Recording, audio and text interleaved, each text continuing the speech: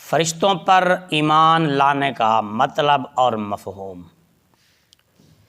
اللہ تعالیٰ نے بہت سے جہان پیدا فرمائے اور ان میں سے عالم ملائکہ بھی ہے۔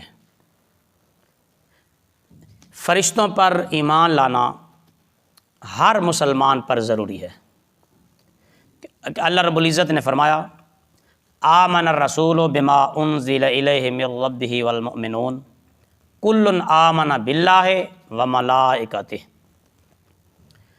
کہ رسول اور ایمان والے یقین رکھتے ہیں اللہ کی نازل کی ہوئی کتابوں پر، اور سارے کے سارے ایمان رکھتے ہیں اللہ پر اور اس کے فرشتوں پر۔ امام بیہقی رحمۃ اللہ تعالیٰ علیہ فرماتے ہیں فرشتوں پر ایمان لانے کے کئی مطلب ہیں، اور یہ کئی معنی کو مشتمل ہے۔ فرشتوں پر ایمان لانا، ان کے وجود کی تصدیق کرنا، یعنی ہر مسلمان پر لازم اور فرض ہے کہ فرشتوں کے وجود کی تصدیق کرے، یعنی یہ مانے کہ فرشتوں کا وجود ہے، اور ان کو ان کے مرتبہ اور شان کے مطابق ماننا، اور یہ کہ وہ اللہ کے بندے ہیں، یعنی فرشتوں کو اللہ کا بندہ مانے، اور یہ کہ اللہ تعالیٰ نے ان کو انسانوں اور جنوں کی طرح پیدا فرمایا ہے، اور یہ مانے کہ فرشتے اللہ تعالیٰ کے احکام کے پابند ہیں، اور اللہ تعالیٰ نے جس چیز کی ان کو قدرت بخشی ہے وہ اسی پر ہی قادر ہیں، اور فرشتوں پر بھی موت طاری ہوتی ہے، موت واقع ہوتی ہے، لیکن اللہ تعالیٰ نے ان کو بڑی لمبی لمبی عمریں عطا فرمائی ہیں، جب تک ان کی وہ مقرر کی ہوئی مدت پوری نہیں ہوتی ان کو موت نہیں آتی۔ اور فرشتوں کو ہر ایسی صفت سے متصف نہ مانے کہ جس کی وجہ سے اللہ تعالیٰ کے ساتھ شریک ٹھہرانا لازم آئے، اور فرشتوں کو خدا بھی نہ مانے، جس طرح کہ پہلی قوموں نے مانا تھا اور وہ مشرک ہوئیں۔ یعنی فرشتے اللہ کے شریک نہیں ہیں، اور اللہ رب العزت نے ان کو پیدا کیا ہے، وہ اللہ کی مخلوق ہیں۔ اور اس بات کا اعتراف کرنا کہ فرشتوں میں بھی رسول ہیں، اللہ تعالیٰ نے جس آدمی کی طرف چاہا، جس کو چاہا رسول بنا کر بھیجا، اور یہ بھی اعتراف کرے کہ بعض فرشتوں کو بعض کی طرف رسول بنا کر بھیجا گیا۔ اس اعتراف کے بعد یہ ماننا بھی لازم ہے کہ کچھ فرشتے وہ ہیں جو عرش الہی کو اٹھائے ہوئے ہیں، کچھ وہ ہیں جو صف باندھے اللہ کے حضور حاضر ہیں، اور کچھ فرشتے جنت کے منتظم ہیں، کچھ جہنم کے داروغے ہیں، کچھ کے ذمہ اعمال نامے لکھنے ہیں بندوں کے، اور کچھ بادلوں پر معمول ہیں، کچھ ہوا پر معمول ہیں۔ اکثر فرشتوں کا یا کل فرشتوں کا قرآن پاک میں بھی ذکر آیا ہے۔ حضرت عبداللہ بن عمر رضی اللہ تعالیٰ عنہما سے روایت ہے کہ نبی کریم رؤوف رحیم صلی اللہ علیہ وآلہ وسلم سے پوچھا گیا کہ ایمان کیا ہے، تو آپ صلی اللہ علیہ وآلہ وسلم نے فرمایا ان تؤمن باللہ و ملائکتہ و کتبہ و رسلہ، ایمان یہ ہے کہ تو اللہ پر ایمان لا، اللہ کے فرشتوں پر ایمان لا، اور اس کے رسولوں پر اور اس کی کتابوں پر ایمان لا۔ یعنی فرشتوں پر بھی ایمان لانا، ایمان رکھنا ضروری ہے، فرض ہے کہ فرشتوں پر ایمان رکھے بغیر کوئی بندہ مومن نہیں ہو سکتا۔ فرشتوں کی تخلیق کیسے ہے، پیدا کیسے ہوئے؟ سیدہ عائشہ صدیقہ رضی اللہ تعالی عنہا سے روایت ہے کہ نبی کریم رؤوف رحیم صلی اللہ علیہ وآلہ وسلم نے فرمایا وَخُلِقَتِ الْمَلَائِكَةُ مِن نُورٍ، کہ فرشتے نور سے پیدا کیے گئے ہیں۔ وَخُلِقَ الْجَانُّ مِن مَارِجٍ مِن نَار، اور جن بھڑکتی آگ سے پیدا کیے گئے ہیں۔ وَخُلِقَ آدَمُ مِمَّا وَصَفَ لَكُمْ، اور آدم علیہ السلام اس مٹی سے پیدا کیے گئے ہیں جس کی صفت اللہ نے بیان فرمائی ہے قرآن میں۔ صحیح مسلم کے اندر یہ حدیث پاک موجود ہے۔ مسند امام احمد بن حنبل میں بھی موجود ہے، تفسیر در منصور میں بھی، ابن کثیر میں بھی۔ مشہور تابعی محدث و مفسر حضرت اکرمہ رضی اللہ تعالیٰ عنہ فرماتے ہیں فرشتوں کو عزت کے نور سے پیدا کیا گیا ہے۔ اللہ رب العزت نے فرشتوں کی تعداد کتنی بنائی، کتنے فرشتے ہیں، اس کی تعداد اللہ کے سوا کوئی نہیں جانتا، یا اللہ کے بتانے سے اس کے رسول جانے۔ اللہ رب العزت فرماتا ہے وَمَا يَعْلَمُ جُنُودَ رَبِّكَ إِلَّا هُ، کہ آپ کے رب کے لشکروں کی تعداد یعنی فرشتوں کی تعداد آپ کے رب کے سوا کوئی نہیں جانتا۔ حضرت عبداللہ بن مسعود رضی اللہ تعالیٰ عنہ سے روایت ہے،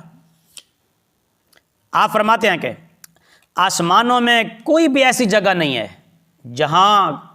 فرشتہ پیشانی رکھ کر سجدہ نہ کر رہا ہو یا فرشتے کے قدم نہ ہو، یعنی تمام آسمانوں میں ہر جگہ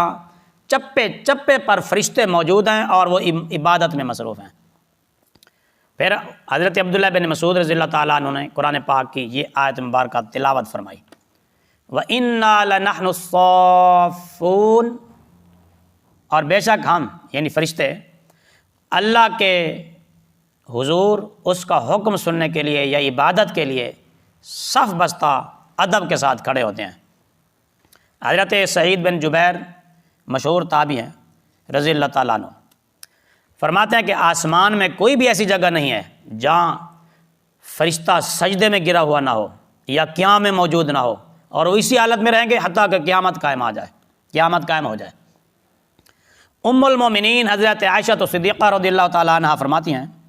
کہ نبی کریم رؤوف الرحیم صلی اللہ علیہ وسلم نے فرمایا ما فی السماء موضع قدم الا علیہ ملک ساجد او قائم فذلک قولہ وما منا الا لہ مقام معلوم وانا لنحن الصافون، کہ آسمان میں قدم برابر بھی کوئی ایسی جگہ نہیں ہے کہ جہاں پر کوئی فرشتہ سجدہ کیے ہوئے نہ ہو یا قیام میں نہ ہو، اور یہی تفسیر ہے اللہ تعالیٰ کے اس فرمان کی کہ وما منا الا لہ مقام معلوم، کہ فرشتے ان کے لیے ایک مقام مقرر ہے، معلوم ہے، اور وہ اللہ کے حضور صف بستہ کھڑے ہوتے ہیں۔ حضرت حکیم بن حزام رضی اللہ تعالیٰ عنہ سے روایت ہے